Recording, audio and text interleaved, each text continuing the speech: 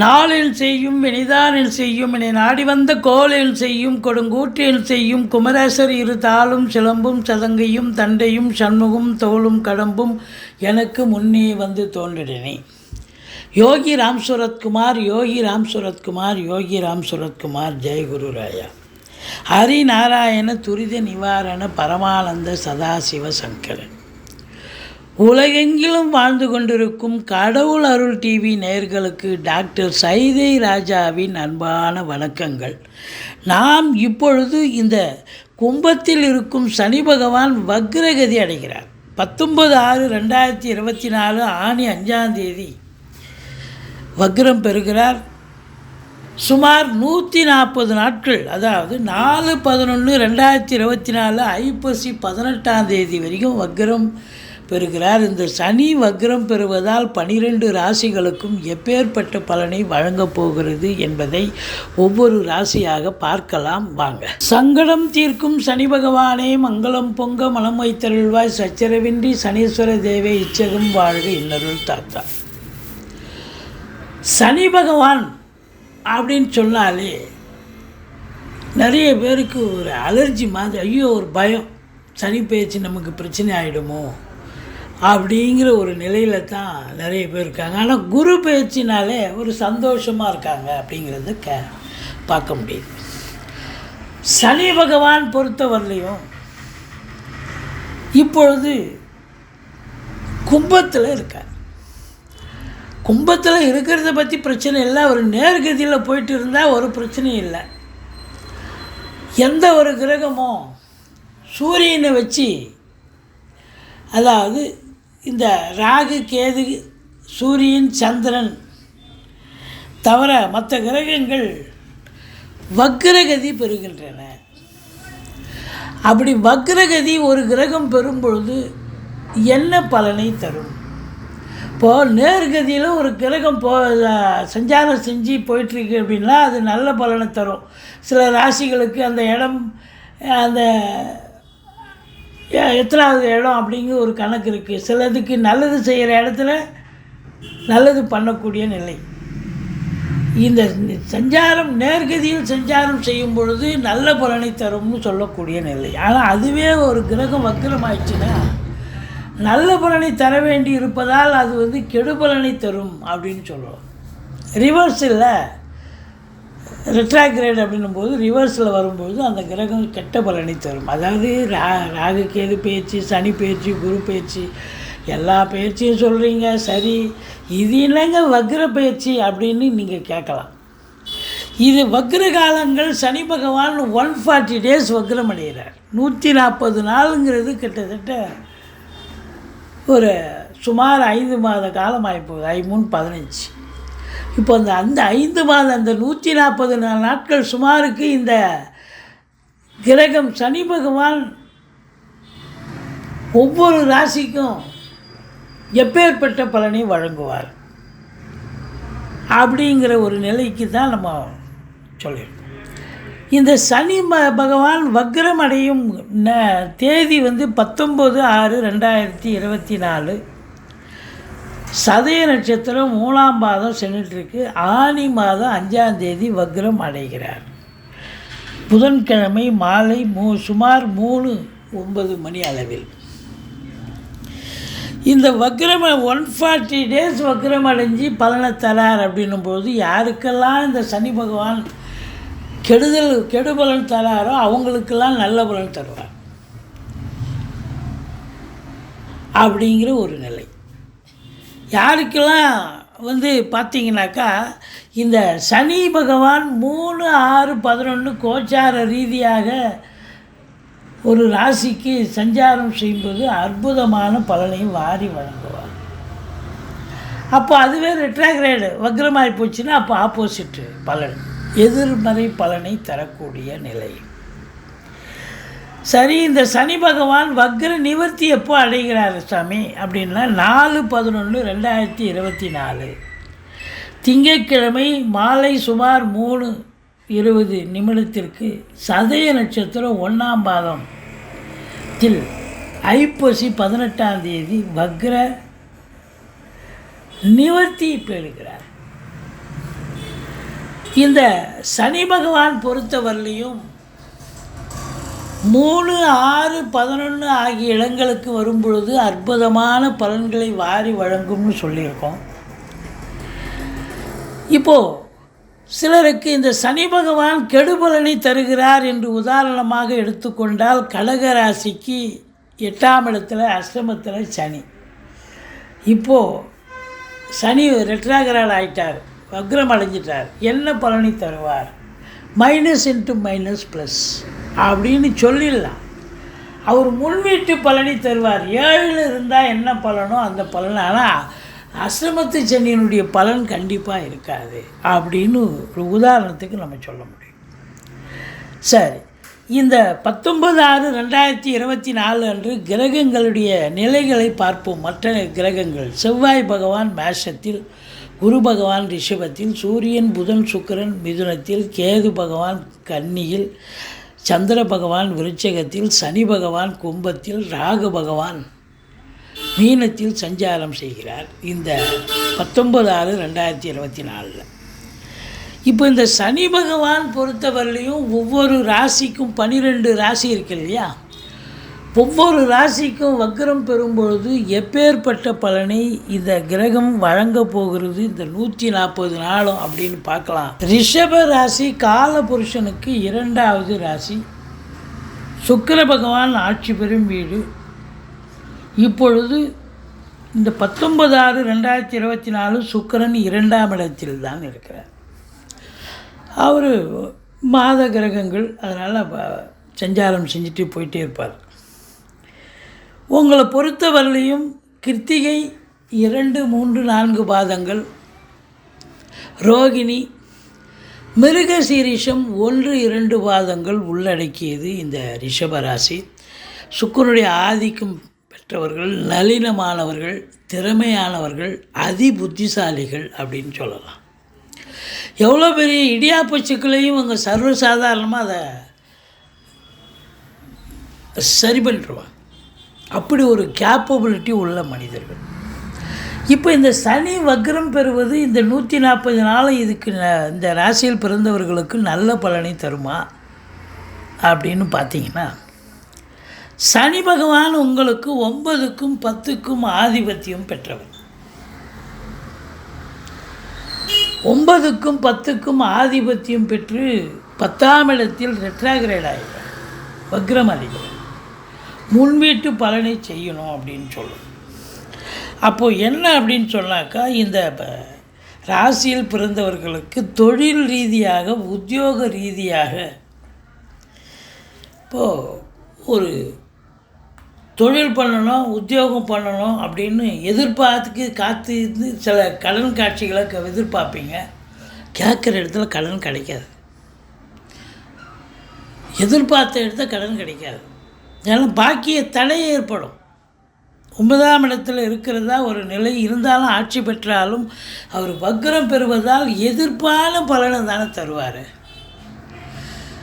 அப்போது உங்களுக்கு எங்கே போனாலும் சரியாக செட் ஆகலையப்பா. தொழில் பண்ணலான்னு போனால் சரியான இடம் கிடைக்கல, லோன் கிடைக்கல, எப்போ தொழில் ஆரம்பிக்கிறது அப்படிங்கிற ஒரு நிலை ஏற்படும். ஏற்கனவே தொழில் பண்ணிகிட்ருக்கிறவங்களுக்கு தொழிலில் ஒரு மந்தத்தன்மை ஏற்படும். சரியாக போகலைங்க, நல்ல ப்ரொடக்ஷன் இருந்துச்சு, நல்ல வியாபாரம் இருந்துச்சு, இப்போ ஒன்றும் அப்படியே தேங்கி கிடக்குதுங்க அப்படின்னு சொல்லக்கூடிய ஒரு நிலை ஏற்படும். உங்களை பொறுத்தவரையிலையும் இந்த ராசிக்கு 9, 10க்குடையவர் பாக்கியாதிபதி, யோகாதிபதி அப்படின்னு சொல்லக்கூடியவர் சனி பகவான் ஒருவரே. அப்போ சனி பகவானை நீங்கள் முழுவதுமாக நம்பினால், இந்த ஸ்லோகம் சொல்லி நீங்கள் சனி பகவானை வழிபாடு செய்தீர்கள் என்று சொன்னால் ஓரளவுக்கு நன்மைகள் கிடைக்கும். தலைக்கு வர்றது தலைப்பாயிட போகும். கெடுபலன் அப்படின்னு சொன்னால் உங்களுக்கு பெருசாக கெடுபலன் இருக்காது, நஷ்டங்கள் ஏற்படுறதுக்கு வாய்ப்புகள் இல்லை. ஆனால் ரொம்பவும் பார்த்திங்கன்னா வியாபாரத்தில் ஒரு மந்தத்தன்மை இருக்கும். சென்ற காலம் இருந்த மாதிரி இல்லைங்களே. ரொம்ப ஒரு ஒரு ஸ்லோ ப்ராசஸ் ஆகிடுச்சு. வியாபாரமே பாதிக்கு பாதி கூட நடக்கலை அப்படின்னு சொல்லக்கூடிய ஒரு நிலையாகிடும். மந்தத்தன்மை, ப்ரொடக்ஷனும் மந்தமாகிடும். அதனால் வியாபாரமும் அது சேல்ஸுக்கும் உங்களுக்கு அந்த நிலை ஏற்படும். அதனால் நீங்கள் எவ்வளோக்கு எவ்வளோ சனி பகவானை வழிபாடு செய்கிறீங்களோ அவ்வளோக்கு அவ்வளோ கண்டிப்பாக அவர் நல்லது செய்வார். புதுசாக தொழில் துவங்க நினைக்கிறவங்களுக்கும் ஒரு தடைகள் தாமதங்கள் ஏற்படும். ஏற்கனவே தொழில் நல்லா போயிட்டு இருந்துச்சு, இப்போ பார்த்தா திடீர்னு ஒரு பிரேக்கு கொடுத்த மாதிரி, ஸ்பீடு பிரேக் கொடுத்த மாதிரி ஆயிடுச்சிங்க, சரியில்லைங்க அப்படின்னு சொல்கிற அளவுக்கு இருக்கும். இருந்தாலும் நீங்கள் தன்னம்பிக்கை விடாமல் முயற்சி செய்து நீங்கள் வரும்பொழுது முன்னேறக்கூடிய நிலை நிச்சயமாக கிடைக்கும். சரி, இந்த சனி பகவான் பொறுத்தவரையிலையும் சனி பார்வை எப்படிங்க அப்படின்னா 12ஆம் வீட்டை சனி பார்ப்பார். 12ஆம் இடம் என்பது அயன சயன போகம். அப்போது வேலைக்கு உண்ண மாட்டீங்க, உறங்க மாட்டீங்க, ஒரு டென்ஷன் இருக்கும், ஒரு பரபரப்பு இருக்கும். சனி பகவான் 12ஐ பார்க்கும்பொழுது செலவினங்களை ஏற்படுத்தும். அது சுப செலவாக இருக்கலாம், அசுப செலவாக கூட இருக்கலாம். செலவினங்களை ஏற்படுத்தும். உங்களுக்கே உடம்பு முடியாமல் கூட போகலாம், மருத்துவ செலவு வைக்கலாம். எச்சரிக்கையாக இருந்து கொள்ளுங்கள். அடுத்தது 7ஆம் பார்வையாக 4ஆம் வீட்டை பார்க்கிறார். 4ஆம் இடம் என்பது சுகஸ்தானம். உங்கள் சுகம் அடிபடுது. ஏற்கனவே டென்ஷனாக இருப்பீங்க, பரபரப்பாக இருப்பீங்கன்னு சொன்னோம். தூக்கம் இருக்காது, வேலைக்கு சாப்பிட முடியாதுன்னு சொன்னோம். அப்போது அதில் தேக ஆரோக்கியம் அடிபட வேண்டிய சூழ்நிலை இருக்குது இல்லையா? தாய்க்கு உடம்பு முடியாமல் போய் மருத்துவமனைக்கு அழைத்து செல்ல நேரிடும்.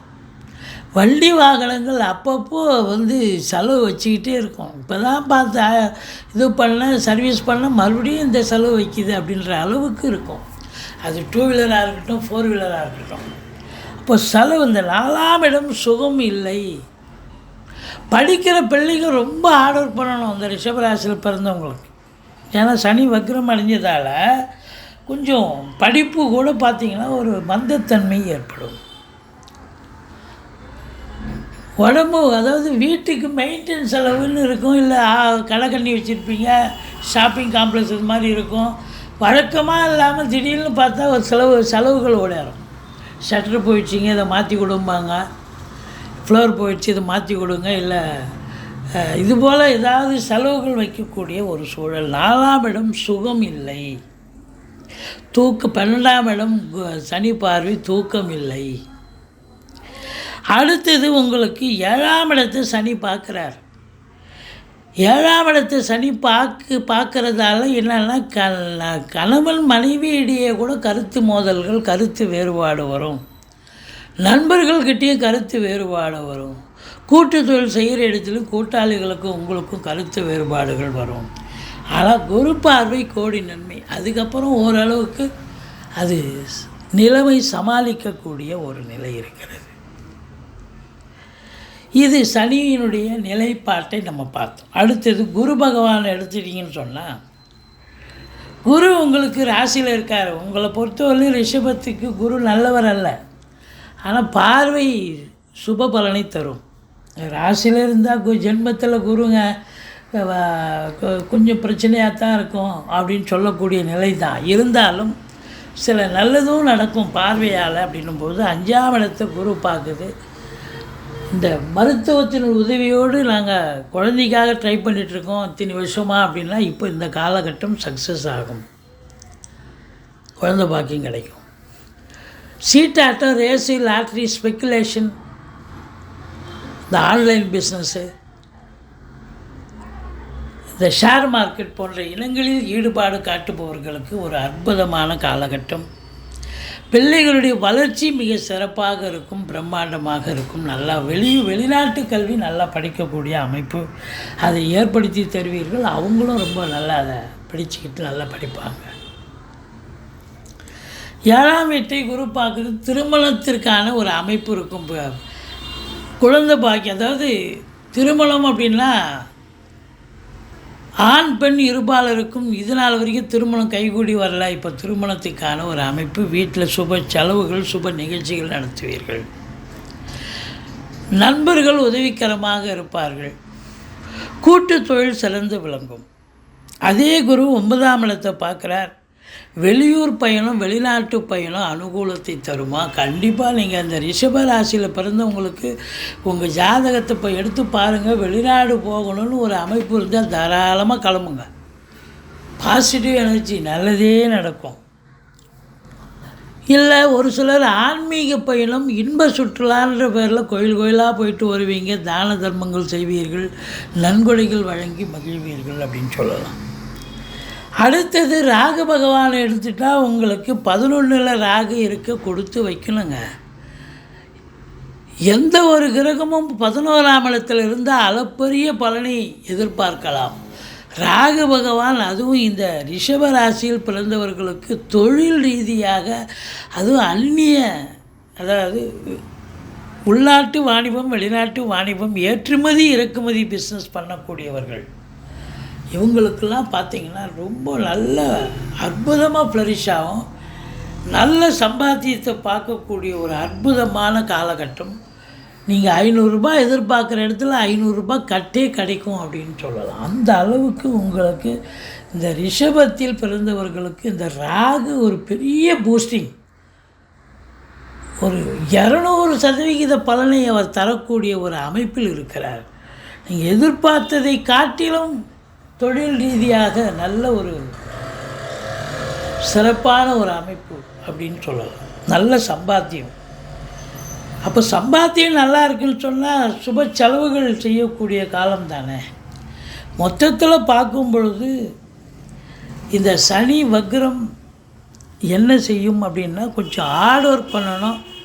எடுக்கிற காரியம் கொஞ்சம் தாமதமாகும். வியாபாரம் மந்தத்தன்மை ஏற்படும். தொழிலையும் கூட கொஞ்சம் சட்டுப்பட்டு தொழில் முடியாது.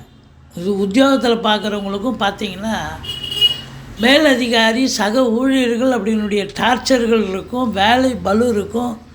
இதுதானே ஒழிய மற்றபடி குறை ஒன்றும் இல்லை. ராகு பகவான், குரு பகவான் நல்லதே செய்ய போகிறார். ஆனால் இந்த நேரத்தில் அவங்களும் சனி வக்ரம் பெறும்பொழுது மற்ற கிரகங்களுடைய நிலையும் நம்ம பார்க்க வேண்டியது இருக்கு இல்லையா. மற்றபடி குறை ஒன்றும் இல்லை. கடவுள் அருள் டிவியை பார்த்தமைக்க நன்றிகள். மேலும் இது போன்ற தகவல்களை தெரிந்து கொள்ள கடவுள் அருள் டிவியை சப்ஸ்கிரைப் செய்யுங்கள். மறக்காமல் பெல் ஐக்கானை கிளிக் செய்யுங்கள்.